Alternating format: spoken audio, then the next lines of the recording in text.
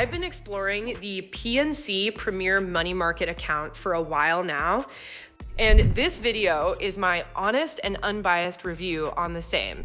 I'll cover all the main points, from key features to risks and considerations. So by the end of this video, you'll have a better understanding of it.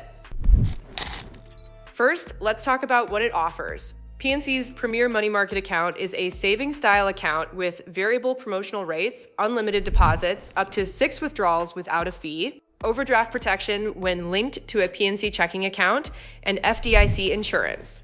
It also has a $0 minimum to open online and a $1 minimum to earn interest, which makes it easy to start.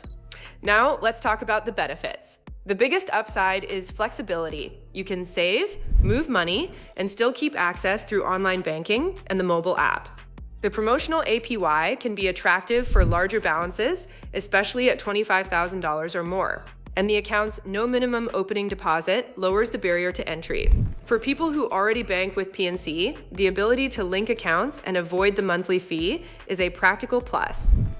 That said, it's not perfect. The standard rate drops sharply for smaller balances, with balances below $25,000 earning just 0.04% APY, so the headline rate only really helps certain depositors. There is also a $12 nullity service charge unless you keep a $5,000 average monthly balance or link a select PNC checking account. And if you go past 6 restricted transfers in a statement period, fees can apply. Overall, in 2026, PNC is still positioning this as a flexible cash management account with mobile deposit, automatic savings, alerts, and rate boosts through Total Rewards.